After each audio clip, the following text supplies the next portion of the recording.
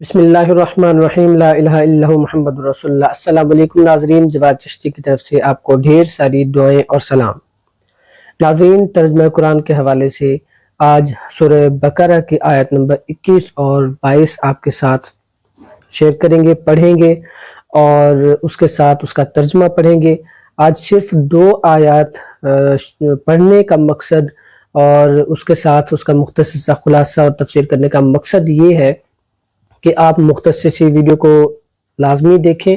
کیونکہ آج کی جو آیت ہے اس میں شرک کے حوالے سے ایک تذکرہ ہے جس پر بات کرنا لازمی تھا۔ میں چاہتا تھا کہ آپ مختصر سے وقت میں اسے لازمی سنیں، باقی تفصیلاً جس طرح بھی ہمارا سلسلہ چلتا رہے گا اسے ہم چلاتے رہیں گے۔ ہمارے لیے ضروری ہے کہ ہم جو بھی قرآن پاک کے احکامات ہیں ان پر خاص طور پر غور و فکر کریں اور دیکھیں کہ کون سی بات کس کے بارے میں کہی گئی ہے۔ کیا یہ مسلمانوں کے بارے میں کہی گئی ہے یا مشرکین مکہ کے بارے میں کہی گئی ہے، کافروں کے بارے میں کہی گئی ہے یا منافقین کے بارے میں کہی گئی۔ یہ تفریق کرنا انتہائی ضروری ہے، کیونکہ اگر ہم یہ تفریق نہیں کرتے ہیں تو ہمارے اندر، جس طرح کہ میں نے پچھلے لیکچر میں کہا تھا، اسلام کے لبادے کے اندر اسلام کا لباس اوڑھے ہمارے اندر کلمہ پڑھنے والے مسلمان ثابت کر کے خود کو یا مسلمان کہہ کر دوسرے مسلمانوں پر قرآن پاک کی وہ آیات چسپاں کرتے ہیں جو مشرکین مکہ کے بارے میں نازل ہوئی یا بتوں کے بارے میں نازل ہوئی یا پھر شرک کرنے والوں کے بارے میں نازل ہوئی۔ تو یہ میری آپ سے گزارش ہے، کسی بھی مکتبہ فکر سے آپ تعلق رکھتے ہیں آپ نے بحثیت مسلمان سوچنا ہے۔ اب میں یہ بھی نہیں کہوں گا، مثال کے طور پر میرے سامنے کوئی آیت آ گئی ہے یا کوئی ایسی بات آ گئی، کوئی حدیث آ گئی، تو میں کسی بھی مسلمان بھائی پر کسی بھی مکتبہ فکر سے، چاہے وہ تعلق رکھتا ہے دیوبند ہے، اہل حدیث ہے، اہل سنت ہے، کسی بھی مکتبہ فکر سے میرا یہ حق نہیں بنتا کہ میں وہ آیت اٹھا کے کسی مسلمان پر چسپاں کر دوں۔ یہ بات واضح رہے گا اور یہ چیز ہم کسی دوسرے کو بھی نہیں کرنے دیں گے۔ لہٰذا آج مختصر سی ویڈیو رکھنے کا مقصد صرف یہی ہے کہ آپ اس کو مکمل دیکھیں، سمجھیں۔ کسی بھی مکتبہ فکر سے آپ تعلق رکھتے ہیں، آپ دیکھیں کہ مسلمانوں کو آپس میں لڑوا کون رہا ہے، کون سا کس لباس میں آ کے آپ کے ساتھ دھوکہ کر رہا ہے۔ تو یہ میرا خاص طور پر مقصد ہے، ہم نے کیونکہ قرآن پاک سے کچھ نہ کچھ حاصل کرنا ہے جس سے ہم ایک متحد قوم ہو سکیں، متحد قوم بن سکیں، نہ کہ ہم ایک دوسرے پر مشرکین والی کفار والی آیت چسپاں کر کے خود ہی کافر ثابت ہوتے ہیں۔ کیونکہ جو کسی مسلمان کلمہ گو کو، حالانکہ وہ مسلمان ہوگا، مومن ہوگا، اس کو اگر کوئی کافر کہتا ہے یا مشرک کہتا ہے، یاد رکھے گا وہ خود مشرک اور کافر کے زمرے میں آتا ہے۔ تو پھر یہ چیزیں آپ نے خود دیکھنی ہے اور میرا مقصد سمجھتے ہوئے آپ نے خاص طور پر ان چیزوں پر لازمی غور کرنا ہے۔ قرآن پاک کی آیت، اس سے پہلے ہم نے جو تذکرہ کیا قرآن پاک کی سورہ بقرہ، سورہ فاتحہ پڑھی، سورہ بقرہ کی پہلی 20 آیت ہماری مکمل ہو چکی ہیں، جس میں 3 گروہوں کا ذکر ہوا ہے اور اس میں سب سے پہلے تو مومنین کا ذکر ہے، پھر ساتھ اس کے کافروں کا اور ساتھ منافقین کا۔ یہ 3 گروہ جس کا تذکرہ ہوا ہے۔ آج کی جو سورہ بقرہ کی آیت نمبر 21 ہے وہ آپ کے سامنے رکھتے ہیں اور اس کا ترجمہ بھی کرتے ہیں۔ اعوذ باللہ من الشیطان الرجیم، بسم اللہ الرحمن الرحیم۔ یا ایہا الناس اعبدوا ربکم الذی خلقکم والذین من قبلکم لعلکم تتقون۔ سورہ بقرہ آیت نمبر 21۔ اس کا ترجمہ سماعت فرمائیے۔ یا ایہا الناس، یہاں پہ پورے جو پوری انسانیت ہے، تمام لوگ ہیں، ان سے خطاب ہے۔ یا ایہا الناس اعبدوا، پروردگار کی عبادت کرو، ربکم الذی، پروردگار کی عبادت کرو، الذی خلقکم، جس نے تمہیں، والذین من قبلکم، الذین خلقکم والذین من قبلکم لعلکم تتقون، جس نے تمہیں اور تم سے پہلے لوگوں کو پیدا فرمایا، پیدا کیا تاکہ تم پرہیزگار بنو، لعلکم تتقون۔ یہ آیت یہاں پہ آپ نے اس پہ غور کرنا ہے، توجہ کرنی ہے۔ جس نے پیدا کیا، جو خالق ہے، جو مالک ہے، تمام انسانوں سے یہ خطاب ہے۔ جس طرح نبی اکرم صلی اللہ علیہ وآلہ وسلم کی رسالت کا اعلان جب ہوتا ہے تو یا ایھا الناس کہہ کر کہا جاتا ہے، فرمایا جاتا ہے، کیونکہ وہ تمام لوگوں کے لیے خطاب ہے۔ نبی اکرم صلی اللہ علیہ وآلہ وسلم ایسا نہیں ہے کسی ایک خاص فرقے کے لیے، کسی خاص جماعت کے لیے، کسی خاص تحریک کے لیے، کسی خاص تنظیم کے لیے یا کسی خاص گروہ یا علاقے یا ملک کے لیے نبی بن کر آئے ہوئے، ایسا نہیں ہے۔ نبی اکرم صلی اللہ علیہ وآلہ وسلم پوری انسانیت کے لیے رسول اور نبی بن کر تشریف لائے۔ جیسا کہ ایک جگہ اللہ تعالیٰ نے ارشاد فرمایا ہے قُلْ يَا أَيُّهَا النَّاسُ إِنِّي رَسُولُ اللَّهِ إِلَيْكُمْ جَمِيعًا، ٹھیک ہے، یہ آپ نے آیت خود بھی پڑھ لیجئے گا، سورہ اعراف آیت نمبر 158۔ اے لوگو میں تم سب کی طرف اللہ کا رسول ہوں، ٹھیک ہے، یاد رکھے گا سب لوگوں کا یہاں پہ ذکر ہے، چاہے وہ کافر ہوں، مشرکین ہوں، چاہے اللہ کو ماننے والے ہیں، نہیں ماننے والے ہیں، چاہے وہ کسی بھی مکتبہ فقہ سے تعلق رکھتے ہیں، چاہے کسی تنظیم سے، کسی تحریک سے تعلق رکھتے ہیں، یہ سب کے لیے اعلان ہے، ٹھیک ہے، واضح رہے۔ اور ان کے بعد پھر کسی نبی کی ضرورت ہی نہیں رہتی، کیونکہ پہلے اعلان ہو چکا کہ یہ نبی کریم صلی اللہ علیہ وآلہ وسلم تمام لوگوں کے لیے نبی بن کر تشریف لائے ہیں، رسول بن کر تشریف لائے ہیں، یہ بات واضح رکھیے گا۔ یہاں پہ یہی تذکرہ ہو رہا ہے، یا ایھا الناس اعبدوا، تمام لوگوں کو جب اعلان کیا گیا، بتایا گیا، اللہ تعالیٰ کی طرف سے حکم ہوا کہ اللہ تعالیٰ کی عبادت کرو، تو اس میں تمام لوگ شامل ہیں، یہ یاد رکھیے گا۔ وہ الگ بات ہے کہ کفار جو ہیں، جو مشرکین جو ہیں، جو اللہ تعالیٰ پر ایمان نہیں لائے، جو یعنی کہ مسلمان نہیں ہوئے، یا جن کو معلوم بھی تھا لیکن وہ ایمان نہیں لائے، مسلمان نہیں ہوئے، یہ ان پر بھی لاگو تھا، لیکن یہ الگ بات ہے کہ ان کو ساتھ ساتھ جو اللہ تعالیٰ کے احکامات ہیں، جیسے نماز ہو گئی، روزہ ہو گیا، حج، زکوٰۃ، یہ تمام اراکین جو ہے، یہ اگر مثال کے طور پر مسلمان ادا کر رہے ہیں تو ان کو اس کا ثواب ہے، لیکن اگر ظاہر سی بات ہے کافر ہیں، مشرکین ہیں، وہ کیسے یہ ادا کر سکتے، وہ نہیں ادا کر، ان کو اس چیز کا بھی ان کو سزا ملنی ہے اس چیز کی۔ اور اس کے علاوہ جو وہ ایمان نہیں لائے ہیں، مشرک ٹھہرے ہیں اعلان ہونے کے باوجود بھی، اس کا بھی ان کو گناہ ملنا ہے، اور یہ اللہ تعالیٰ کی طرف سے سزا ملنی ہے، یہ بات آپ نے یاد رکھنی ہے۔ مشرکین جو ہے ان کو جو سزا ملنی ہے، اس حوالے سے قرآن پاک کے کچھ آیات آگے آپ سے شیئر کرتے ہیں، لیکن اس سے پہلے سورہ بقرہ کی دوسری آیت جو آج ہم نے پڑھنی ہے، پہلے آپ نے سماعت فرمائی، یعنی کہ آیت نمبر 21، آیت نمبر 22 اب شروع ہو رہی ہے۔ الذی جعل لکم الارض فراشا والسماء بناء وَأَنزَلَ مِنَ السَّمَاءِ مَاءً فَأَخْرَجَ بِهِ مِنَ الثَّمَرَاتِ رِزْقًا لَكُمْ فَلَا تَجْعَلُوا لِلَّهِ أَندَادًا وَأَنتُمْ تَعْلَمُونَ، یہ ہے آیت نمبر 22، ترجمہ اس کا پہلے آپ کے ساتھ شیئر کرتے ہیں۔ الَّذِي جَعَلَ لَكُمُ الْأَرْضَ فِرَاشًا، اللہ وہ ہے جس نے تمہارے لیے زمین کو بچھونا بنایا، جَعَلَ لَكُمُ الْأَرْضَ فِرَاشًا، جس نے تمہارے لیے زمین کو بچھونا بنایا، وَالسَّمَاءَ بِنَاءً، اور آسمان کو عمارت بنایا، وَأَنزَلَ، اور اس نے اتارا، مِنَ السَّمَاءِ، آسمان سے، وَأَنزَلَ مِنَ السَّمَاءِ مَاءً، اور آسمان سے پانی اتارا، فَأَخْرَجَ بِهِ مِنَ الثَّمَرَاتِ رِزْقًا لَكُمْ، وَأَنزَلَ مِنَ السَّمَاءِ مَاءً فَأَخْرَجَ بِهِ مِنَ الثَّمَرَاتِ رِزْقًا لَكُمْ، اور آسمان سے پانی اتارا، پھر اس پانی سے تمہارے لیے پھلوں کا رزق پیدا کیا۔ اب ناظرین یہاں پہ آیت کا حصہ ہے جہاں پہ مسلمانوں کو پکڑا جاتا ہے، مسلمانوں پر ہی شرک کے فتوے یہ آیت پڑھ کر لگائے جاتے ہیں۔ اس کا حوالہ میں اب آگے بتاؤں گا آپ کو کہ شرک کرنے والا کون ہے، شرک کسے کہتے ہیں، آپ ساتھ اٹیچ رہیے گا۔ یہ آیت اب سماعت فرمائے، آیت کا حصہ، فَلَا تَجْعَلُوا لِلَّهِ أَندَادًا وَأَنتُمْ تَعْلَمُونَ،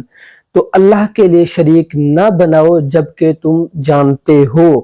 اچھا، یہ ناظرین آیت جو ہے، یہاں پہ جب آیت نازل ہوتی ہے، مثال کے طور پر کفار کے حوالے سے یا مشرکین کے حوالے سے، جو بت پرستی کرتے ہیں، جو بتوں کو پوجتے ہیں، اپنے طرح سے وہ بتوں کو پوج رہے ہیں، اللہ کے شریک ٹھہرا رہے ہیں، اللہ کے مد مقابل لا رہے ہیں کسی کو،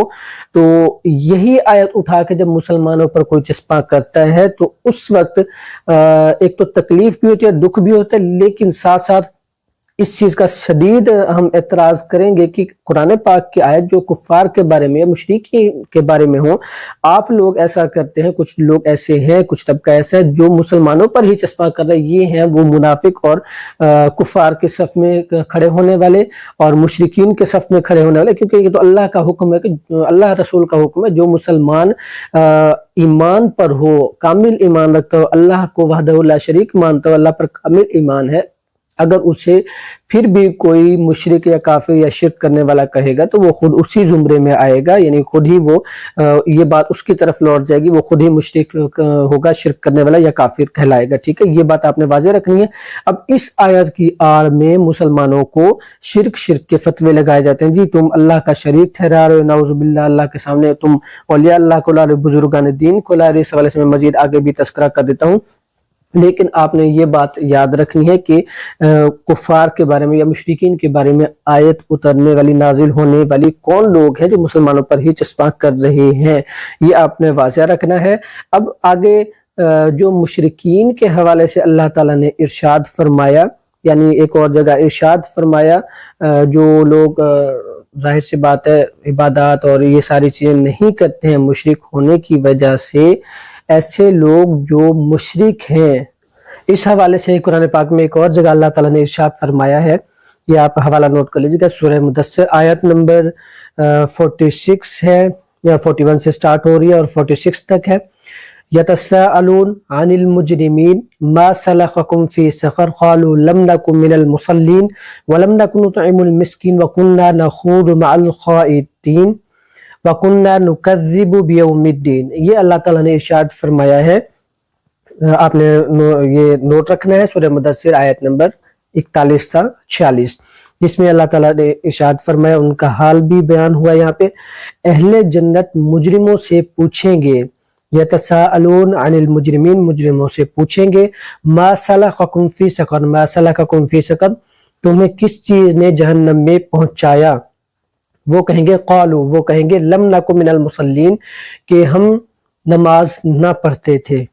آگے ارشاد ہوتا ہے ولم نکن نطعم المسکین، اور مسکین کو کھانا نہ دیتے تھے۔ مفسرین اکرام نے یہاں پہ زکوٰۃ کے حوالے سے بتایا ہے، زکوٰۃ ادا نہیں کرتے تھے، مسکینوں کا حق نہیں دیتے تھے، اور جو زکوٰۃ ادا نہ کرے وہ کافروں میں شمار ہی۔ آیت کفار کے بارے میں نازل ہوئی، ٹھیک ہے، زکوٰۃ سے انکار کرنے والا کافر ہے، یاد رکھیے گا۔ اور اس سے آگے جو ارشاد ہوتا ہے اللہ تعالیٰ نے بیان فرمایا یہاں پہ وَكُنَّا نَخُوضُ مَعَ الْخَائِضِينَ، اور ہم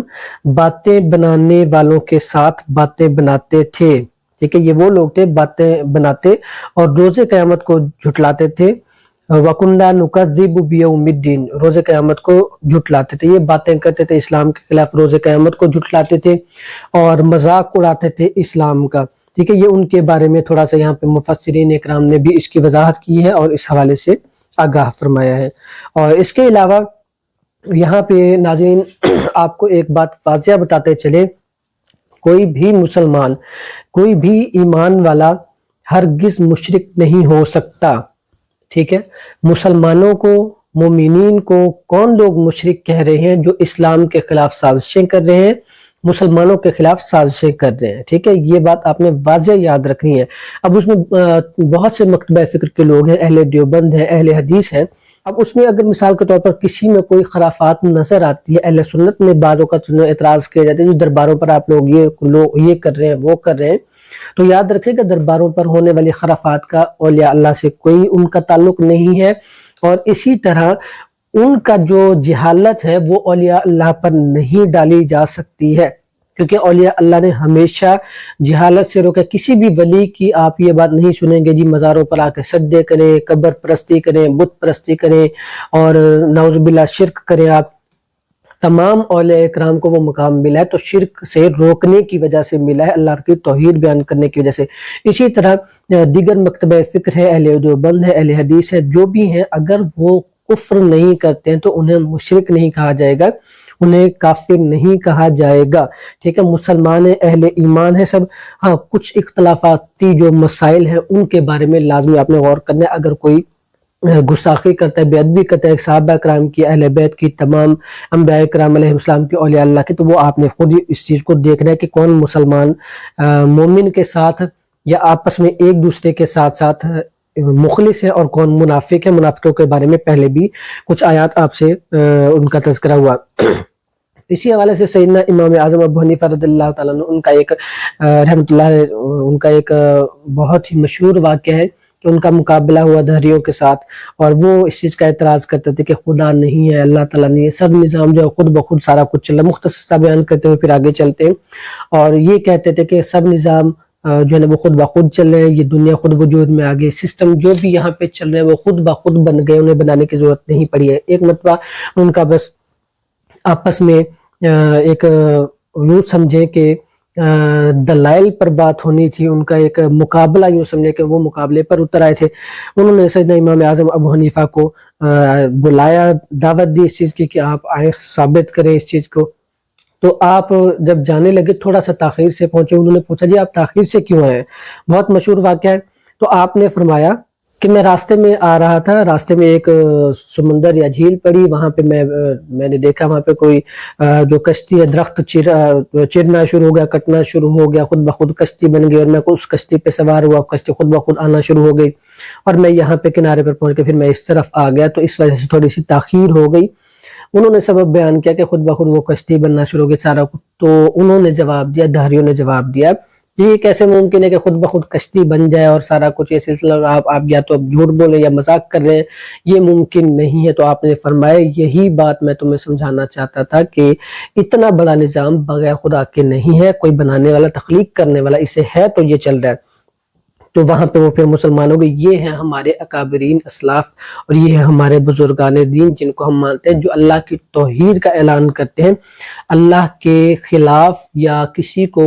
اللہ کے مد مقابل نہیں لاتے ہیں۔ یاد رکھے گا جو بھی اللہ کو مد مقابل لانے والا ہے وہ مشرک ہے اور کافر ہے، ٹھیک ہے۔ اسی طرح جو مسلمانوں کو مسلمانیت سے ہٹا رہا ہے، ان پر شرک کے فتوے لگا رہا ہے، ان پہ کبھی بت پرستی کے، کبھی قبر پرستی کے، کبھی کیا، تو یاد رکھیے گا وہ بھی مسلمانوں کے ساتھ منافق ہے، وہ مسلمانوں والا کردار ادا نہیں کر رہا ہے، اور کسی نہ کسی طرح وہ سازش کے تحت اسلام کے لباس کے اندر وہ آیا ہے۔ اب یہاں پہ آپ سے مختصر سا تذکرہ ہوا، اب تھوڑا سا آخر میں یہ تذکرہ کرتے چلیں کہ شرک آخر ہے کیا، جس کی وجہ سے میں نے یہ مختصر سی ویڈیو رکھی، لمبا زیادہ اس کو نہیں کیا، زیادہ آیات نہیں پڑھی ہیں، غور سے سنیے گا آپ لوگ۔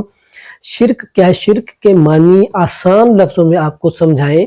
کہ کسی کو اللہ کا شریک ٹھہرا دینا، یہ ہے شرک،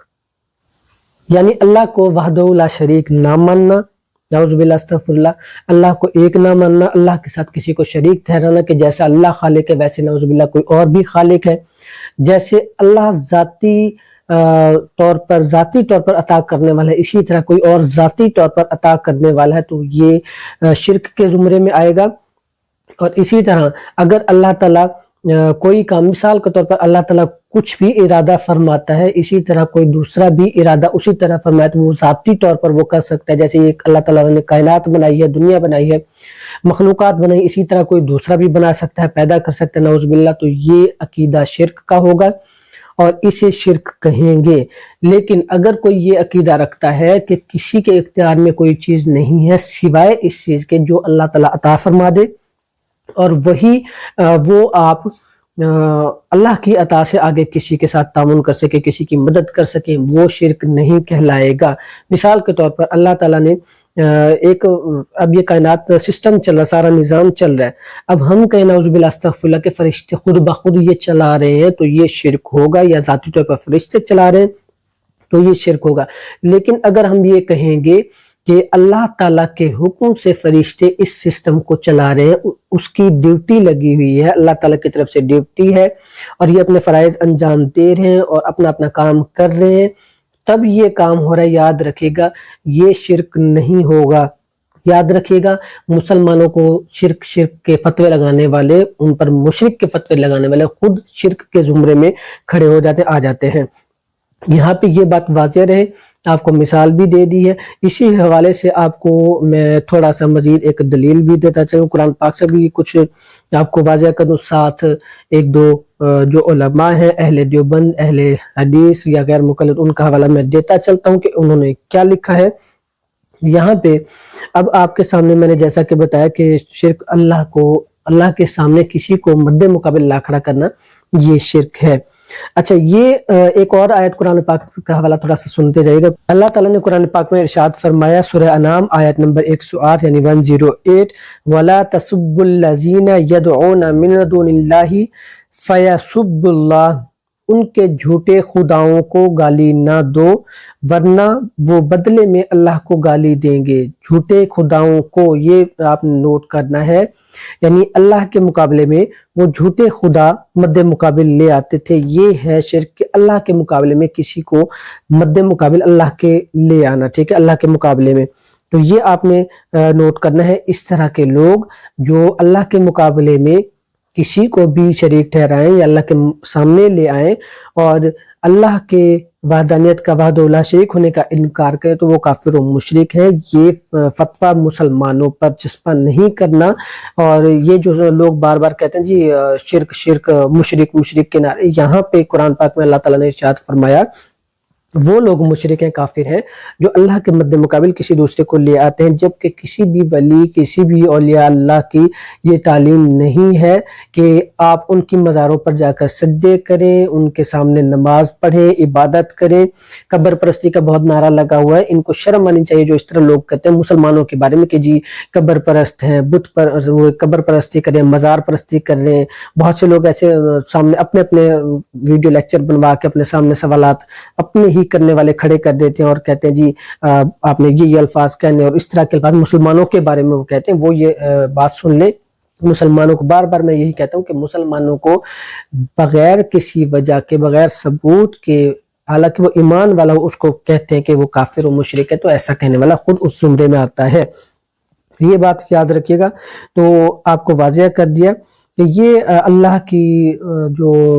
وحدانیت ہے ان کا انکار کرنے والے اللہ کے سامنے اپنے بتوں کو لے آتے تھے، اپنے بنائے ہوئے خداؤں کو لے آتے، جھوٹے خداؤں کو لے آتے تو ان کی زیادہ تعظیم کرتے تھے خدا کی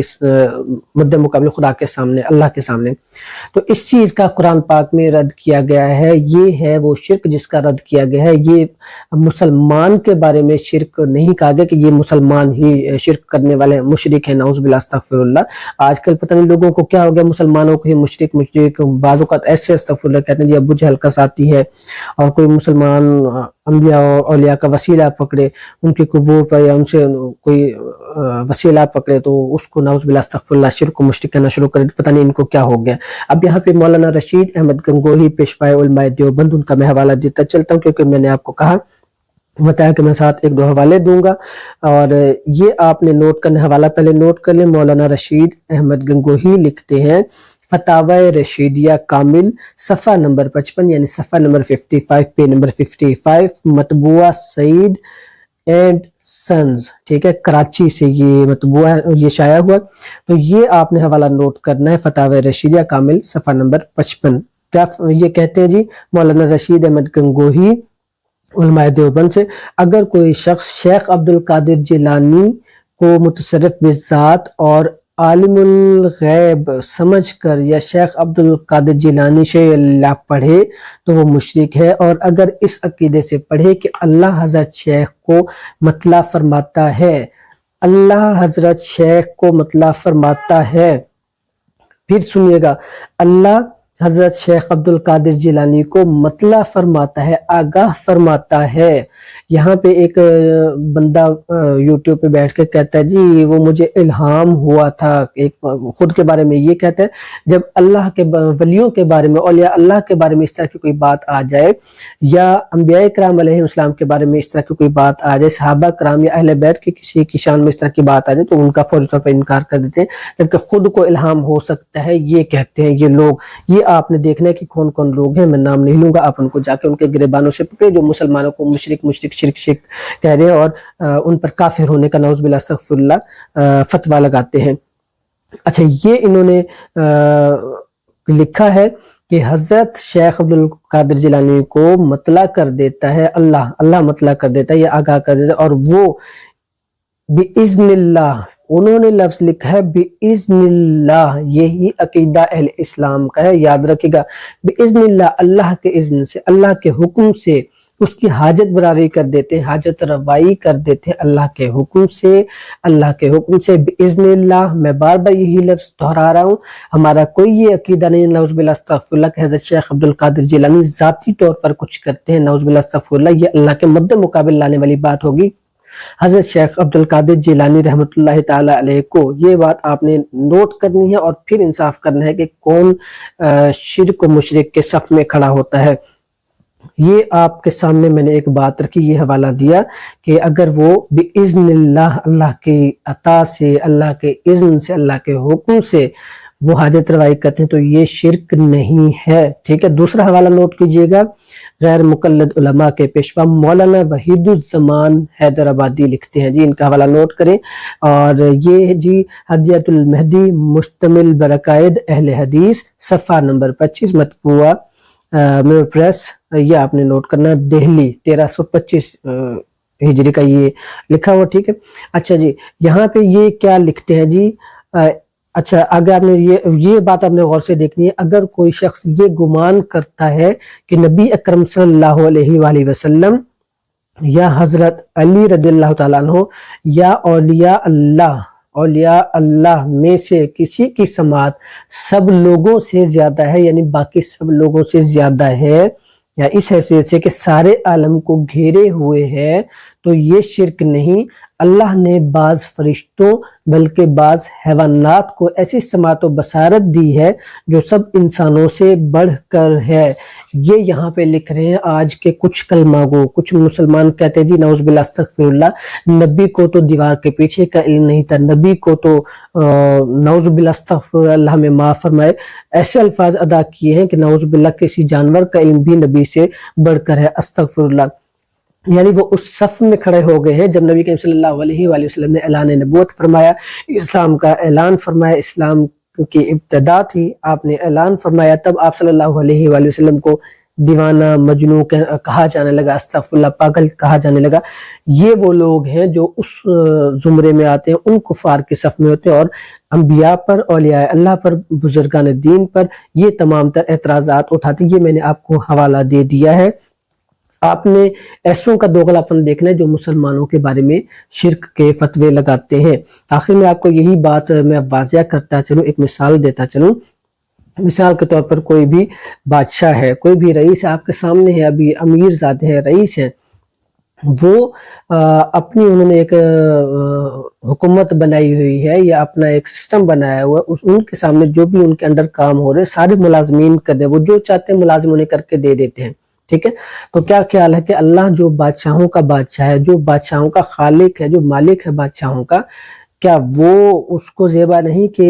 وہ اس شان سے اپنے اندر اپنے مخلوق سے کام کروائے یا اپنی مخلوق کو عطا کرے؟ نعوذ باللہ، کیا اس کے اندر ہمیں وہ الفاظ نہیں بولنے چاہیے جس طرح کہ یہ لوگ اب بولتے ہیں؟ کیا اللہ ایسا نہیں کر سکتا کہ وہ کسی کو عطا کرے؟ یا تو سیدھا سیدھا اللہ کی عطا پر انکار کریں کہ اللہ عطا نہیں کر سکتا ہے۔ یہ دونوں حوالے دیے ہیں کہ بِإِذْنِ اللہ، اللہ کے حکم سے، اللہ کی عطا سے، ٹھیک ہے۔ یہ دونوں حوالے میں نے نوٹ کروائے ہیں، اس کے علاوہ بہت زیادہ حوالہ جات ہیں۔ اب یہاں پہ چھوٹی سی مثال یہ دی ہے کہ چھوٹا سا بادشاہ، دنیا کا بادشاہ، وہ اپنی حکومت میں اپنے ملازموں سے، مشیروں سے، وزیروں سے، تمام سے کام لے رہا ہے، تو کیا اللہ تعالیٰ کام نہیں لے سکتا؟ ٹھیک ہے۔ اللہ تعالیٰ، کیا آپ کے اب کچھ ایسے لوگ ہیں جن کا نہ تو وہ رتبہ ہے، نہ وہ کچھ الف بے جانتے دین کی، اسلام کی، تو وہ کہتے ہیں جی اب ڈائریکٹ ہم سب کچھ ہمارے لیے اللہ ہی ہے، سب کچھ جو ہے نا اللہ کر رہا ہے۔ تو الحمدللہ یہ ہمارا بھی عقیدہ ہے کہ ہمارے لیے سب کچھ اللہ ہی ہے، لیکن اللہ تعالیٰ نے راستے بنائے ہیں، وسیلے بنائے ہیں، اس نے درجہ بدرجہ وسیلے بنا کر لوگوں تک اپنا جو جس طرح وہ نظام چلا رہا ہے وہ اس طرح چلا رہا ہے۔ تو آپ لوگ کون ہوتے ہیں؟ اللہ کی عطا پر انکار کرنے والے، ٹھیک ہے۔ اس چیز کو آپ نے نوٹ کرنا ہے۔ اللہ تعالیٰ ہم سب کو محفوظ فرمائے۔ الحمدللہ ہمارا یہ عقیدہ ہے کہ ہم جو بھی اللہ کے مد مقابل کھڑا ہوگا اسے مشرک اور کافر ضرور کہیں گے، لیکن جو مسلمانوں کو کہے گا تو پھر ہم ان سے ضرور پوچھیں گے۔ اور ایک بات یہاں پہ مزید واضح کرتے چلیں کہ ہمارے بزرگان دین نے، اولیاء اللہ نے کیا فرمایا ہے، یہاں تک فرمایا ہے کہ کوئی بندہ نماز اس وقت تک نہ پڑھے جب تک اس کے سامنے کوئی قبر یا مزار ہے، یعنی اگر کسی کے سامنے قبر ہے، مزار ہے، تو وہاں پہ کھڑے ہو کے اللہ کو بھی سجدہ نہ کرے، کیونکہ آگے قبر ہے، ٹھیک ہے۔ قبر کے آگے کھڑے ہو کے نماز کرنے کو منع فرمایا۔ تو ایسے بزرگان دین، ایسے اولیاء اللہ جو اتنی اتنی سی بات کا بھی خیال رکھتے ہیں کہ اللہ کی عبادت کرتے ہیں وہ آگے کوئی کسی کا مزار یا قبر نہ ہو، تو وہ کیسے شرک کی تعلیم دے سکتے ہیں، وہ کیسے گمراہی کی تعلیم دے سکتے ہیں۔ اب یہ الگ بات ہے کہ درباروں پر جو خرافات ہو رہے ہیں، ڈھول ڈھمکے ہو رہے ہیں، ناچ گانے ہو رہے ہیں اور پتہ نہیں کیا کیا خرافات ہو رہی ہیں، وہ جاہل لوگ، آپ ان کے کیے ہوئے جو بھی معاملات ہیں وہ آپ اولیاء اللہ پر چسپاں نہیں کر سکتے۔ اولیاء اللہ تو ان چیزوں سے روکتے رہے، تو اس کی آڑ میں آپ اولیاء اللہ کی گستاخی کریں، اللہ کے ولیوں کی، اللہ کے نبیوں کی گستاخی کریں یا شرک کے فتوے لگائیں، تو آپ اپنے ایمان کی ضرور فکر کریں۔ اللہ تعالی ہم سب کو ان چیزوں سے محفوظ کریں۔ میں آخر میں آپ سے یہی گزارش کروں گا، یہ جو مسلمانوں کو مشرک قرار دینے والے ہیں، جو مسلمانوں پر شرک کے فتوے لگانے والے ہیں، اہل اسلام کے، اہل ایمان کے خلاف جو سازشیں کرنے والے، ان سے آپ نے اپنے آپ کو محفوظ کرنا ہے۔ اللہ تعالی ہم سب کو محفوظ فرمائے۔ مختصر سی یہ کوشش کی ہے ویڈیو، لیکن بات اس طرح کی آگے کی تھوڑی سی وضاحت بھی کرنی پڑی، لہٰذا اب آپ کے سامنے واضح ہوگا کہ شرک کسے کہتے ہیں یا شرک کرنے والا کون ہے، اور شرک کی آڑ میں مسلمانوں کو آپس میں کون لڑا رہا ہے، یہ آپ نے اس پہ غور و فکر کرنا ہے۔ کسی بھی مکتبہ فکر سے ہے، ہمارا کیا مقصد ہے، ہمارا مقصد، ہمارا مشن، ہمارا ایک ہی کلمہ ہے، اور وہ ہے لا الہ الا اللہ محمد الرسول اللہ۔ ہم تمام اپنے پیارے آقا حضرت محمد مصطفیٰ صلی اللہ علیہ وآلہ وسلم کی امتی ہیں، اور ہمیں متحد ہو کر چلنا ہے، ایسے سازشوں سے بچ کر ہم نے رہنا ہے۔ اللہ تعالی ہم سب کو محفوظ فرمائے۔ پھر بھی کسی قسم کی کوئی اس میں غلطی کوتاہی ہو تو اللہ سے معافی کے طلبگار ہیں، اور اگر کوئی آپ کو حق بات پوری لگی ہے تو وہ میں اس پہ معذرت نہیں کروں گا، کیونکہ حق بات جو اللہ تعالیٰ کا حکم ہے، اللہ تعالیٰ کا ارشاد ہے، اور اس پہ میں نے قائم رہنا ہے۔ اور اگر ذاتی کسی کی بھی کوئی توہین ہو، یا کوئی کسی کے بارے میں غلط الفاظ کبھی ہوئے ہو تو اس کی ضرور معذرت کروں گا، لیکن وہ بھی اگر غلطی ہوئی تو حق پر ہونے کی وجہ سے کوئی غلطی نہیں ہوتی ہے۔ باقی اللہ تعالیٰ آپ سب کو سلامت رکھے۔ اللہ تعالیٰ سے دعا ہے کہ اللہ تعالیٰ ہمیں حق پر چلنے کی توفیق عطا فرمائے، اور یہ جو شرک و مشرک کے نعرے لگانے والے بدبختی انہیں کہیں گے، اللہ تعالیٰ ان سے ہمیں محفوظ فرمائے، اہل ایمان کو محفوظ فرمائے۔ بہت بہت شکریہ آپ کا۔ انشاءاللہ ملتے ہیں اگلی ویڈیو میں، آپ ہمارے ساتھ اٹیچ رہیے گا، دعاؤں میں یاد رکھیے گا۔ اللہ حافظ۔